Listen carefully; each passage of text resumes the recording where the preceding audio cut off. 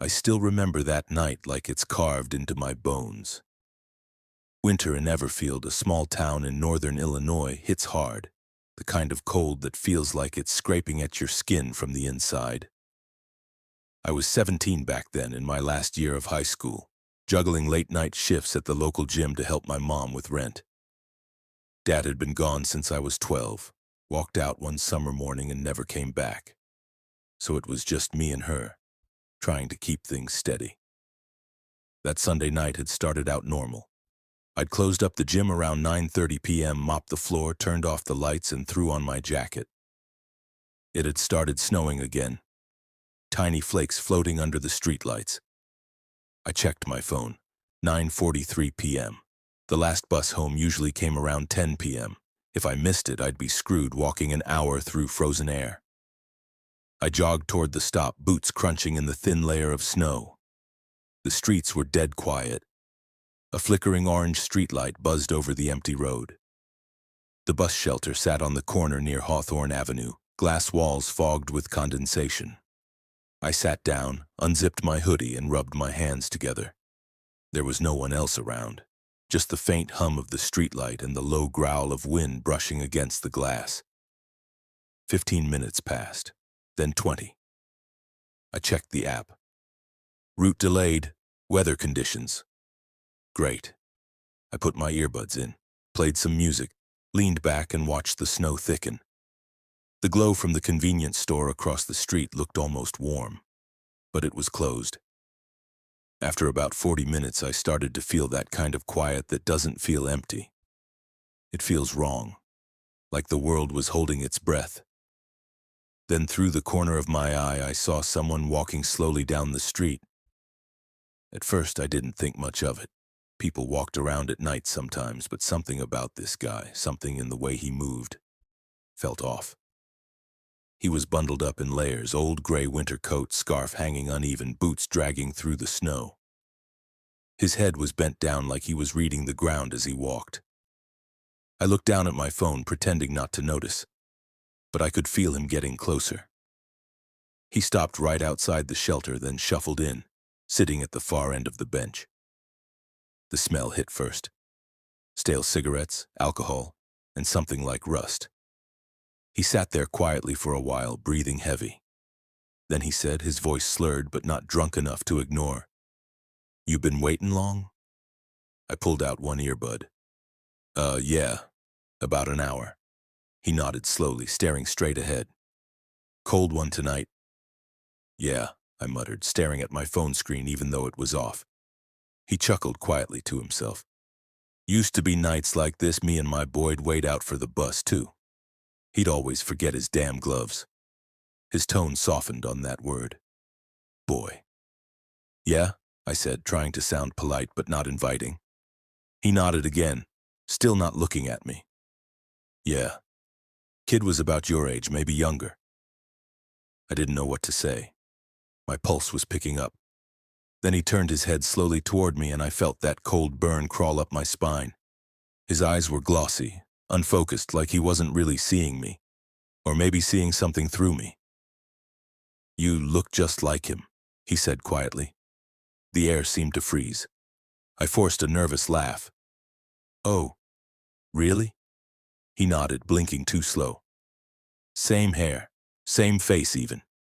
You ever been to Riverside? Out near the old rail yard?" I shook my head. "Nah, don't think so." He leaned a little closer, whispering like it was some secret he needed to share. "That's where I lost him." The way he said it, not we lost touch, not he moved away on, but lost him, hit me hard. I swallowed. "Sorry to hear that." He didn't respond. He just stared at me for what felt like forever, lips moving silently like he was talking to himself. I slid a little further down the bench, trying not to make it obvious. Then came the sound, the slow scrape of his boot against the wet concrete as he shifted closer. I turned slightly.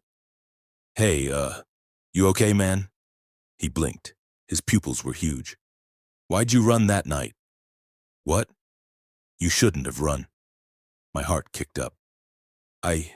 I think you got me mixed up with someone else." He tilted his head, face twisting into this weird expression. half confusion, half anger. "No, you were there." He reached a shaky hand out like he was trying to touch my arm. That's when I grabbed my backpack, stood up, and stepped back. "Okay, I'm leaving. Take care." He mumbled something, words I couldn't make out, then suddenly slumped sideways, face hitting the bench. I froze. Was he passed out? Dead? I didn't know. I backed out of the shelter and started walking fast down the street, glancing back every few seconds. He didn't move. I made it to the next intersection before I stopped. My lungs burned from the cold. I leaned against the pole of another bus stop and checked my phone. Still no bus. I tried to shake off the nerves. Maybe he was just some broken old guy. Still, I didn't like the idea of him lying there alone. I turned to look back down the street. The shelter was empty. My stomach dropped. I scanned the street. Nothing but falling snow. Then, tap, tap, tap. 4 knocks against the glass behind me. I spun around. He was standing outside the shelter, his face pressed against the glass, eyes wide open, breathing fog onto it. I stumbled back, heart hammering. "What the hell is wrong with you, man?" He didn't say anything, just watched me, like a kid watching fish in a tank. Then slowly started walking around the side of the shelter toward the open end. I backed up farther, yelling, "Stay back, I mean it." He kept coming. I glanced at my backpack sitting on the bench, my phone charger, wallet, everything inside. He lunged. I barely moved in time. His body hit the icy ground hard, face first. I heard a dull crack. I froze. Jesus Christ! He didn't get up. A dark stain spread on the snow beneath him. I called 911 with shaking hands, my voice trembling as I tried to explain. Within minutes, though it felt like hours, flashing red and blue lights painted the snow. 2 officers and an EMT team showed up. They rolled him over. He was still breathing, barely. One of the medics said he'd been on a mix of prescription pills and alcohol. Totally disoriented. The officer asked me questions. I told them everything. When they searched his wallet, they found a photo. Him and a boy. The kid looked exactly like me. Same hair, same tired eyes, even the same jacket. The officer said the man's name was Luther Jameson. He'd lost custody of his son 3 years earlier and had a breakdown. The boy and his mother moved out of state. The man had apparently been wandering for months, sometimes showing up at bus stops asking for Eli. I guess I looked enough like that boy to stir something broken in his head. He survived, but they said he'd be transferred to a psychiatric facility after recovery. For a long time after that, every time I passed a bus stop, I'd feel that same cold crawl up my spine. Not from the weather, but from the memory. I bought a cheap car 3 months later. Haven't taken a bus since. But sometimes, when I'm driving home late and the snow starts to fall, I see an empty shelter by the road. And for a split second, I swear there's someone sitting inside, just watching. I never thought a simple bus ride could change the way I looked at night. I was 20, a broke college kid from Oregon trying to visit my grandmother who lived out near a small town called Hollow Creek, a quiet forest-surrounded place where the fog hangs low like it's alive. That night it was freezing. The roads were slick with melted snow and the last city bus had already left. I'd missed it by maybe 5 minutes. I didn't have the cash for a cab, so I waited for one of those late-night community rides, the kind that stop for anyone on the highway. It wasn't unusual in small towns. When the old shuttle bus finally rolled up, it was almost midnight. The dull yellow headlights cut through the fog like tired eyes. I hopped in and immediately felt the stale air, a mix of diesel, sweat, and something metallic. There were only a few people inside. 2 girls, probably my age, sitting quietly in the back, scrolling their phones. An older man in a work uniform sleeping against the window, and a woman in her 70s clutching a grocery bag to her chest. The driver was a middle-aged man with messy hair and tired eyes, and a fare collector, a young guy wearing a faded hoodie, hung halfway out of the bus door like he was used to riding that way. "Seat's fine there, bud," the driver muttered when I stepped in. His name tag said, Ben. "Thanks," I said, taking a seat by the door. The engine coughed, the wheels groaned, and we were off again. The fog outside swallowing the road as soon as the light left it.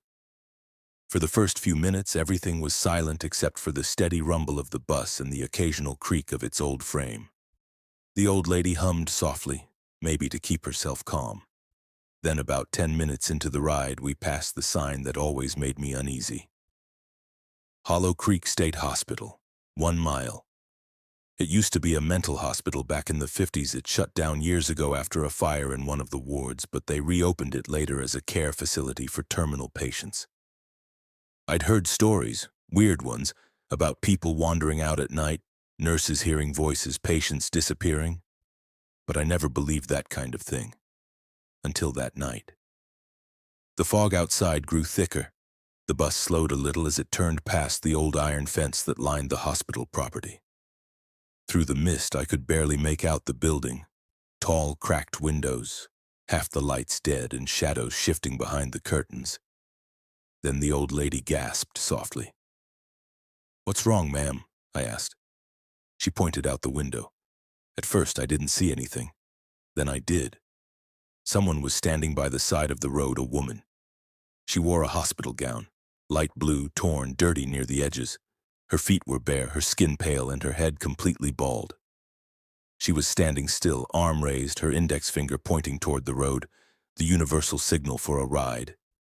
"Jesus!" one of the girls whispered. Ben, the driver, started to slow down. The collector leaned halfway out, trying to see through the fog. The woman didn't move. She just stood there, that arm still up, like she'd been waiting forever. "Maybe she's from the hospital," I said softly. The old lady whispered, "Poor soul." Ben stopped the bus. The sound of the brakes hissed through the air. The woman took a step forward. Her face came into view under the headlights. Her skin was paper white, her lips cracked and colorless. Her eyes, they were wide open, like she hadn't blinked in hours. Then, right as her foot touched the first step of the bus, Ben slammed the gas pedal. The bus lurched forward, nearly throwing me into the seat. "What the hell, man?" one of the guys shouted. Everyone looked at the driver. His hands were trembling on the wheel. The collector climbed back in and yelled, "Ben, what's wrong with you? She just needed a ride." Ben's voice shook. "She's not just a lady." The bus went dead silent. The only sound was the engine whining harder. As we picked up speed, I leaned forward. "What do you mean, not just a lady?" Ben didn't answer. He kept staring ahead, but his eyes weren't really looking at the road. They were fixed on the rearview mirror. The collector followed his gaze and suddenly froze. Then he whispered, "Holy shit." I turned my head, and my blood turned to ice through the foggy rear window. That same woman was running after us. Her body moved wrong, her back bent, her arms swinging too wide, her head lolling side to side, but she was fast, too fast. Her gown flapped behind her, smeared with dark stains. Blood. She's catching up," one of the girls screamed. Ben pressed harder on the pedal. The old engine roared, but the woman was getting closer. Her face was still unreadable in the headlights behind us, just that pale blur in the dark holes of her eyes. The collector slammed the door shut and yelled, "Drive, man, drive!" The bus shook as if something hit the back. Then another thud. "She's hitting us," the old man shouted. I looked again. She was right there, gripping the metal bar on the back of the bus. Her head snapped up, her face visible now, bruised, cut, and twisted into a wide grin that didn't look human. Her teeth were too sharp, too many. Her eyes were black, not empty, but full, like tar. She started climbing. The old woman screamed, covering her face. "Ben, faster!" the collector yelled. "I'm trying!" Then came a horrible sound, nails scraping metal. She'd reached the side door. I was sitting closest to it. My heart hammered in my chest as I turned. She was hanging there, half her body outside the door, her face inches from the window. Her grin was wider now, skin tearing at the corners of her mouth. Then she whispered, muffled through the glass, "You left me." That's when I lost it. I swung my backpack with everything I had. Smashing it against the glass, she slipped, falling back into the darkness. Everyone screamed. Ben didn't slow down until we reached the next station, a small stop near a gas station. When we finally stopped, no one said a word. People just started getting off in silence, pale-faced, shaking. I waited until last. My hands were still trembling when I paid the fare collector. He looked at me and whispered, "She's followed us before, I swear to God." I didn't reply. I just nodded and stepped out into the cold. Across the street was a 7-Eleven glowing faintly through the fog. I walked in, grabbed a soda and some chips just to keep myself busy. Anything to stop my mind from replaying her face. At the counter, the cashier looked at me and frowned. "Hey man, you okay? You look like you saw a ghost." I let out a shaky laugh. "I think I did.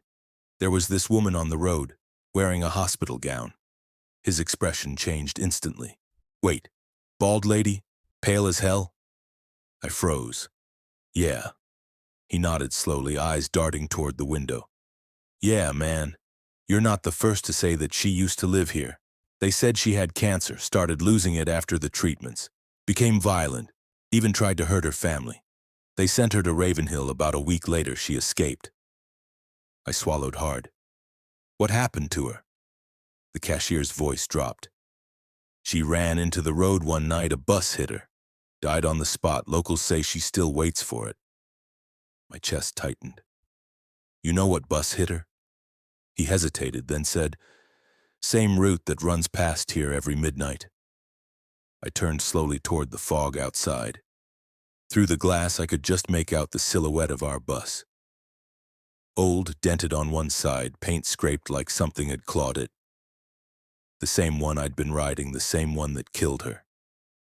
My hands went numb. I left my drink on the counter and walked out, the door chime echoing behind me.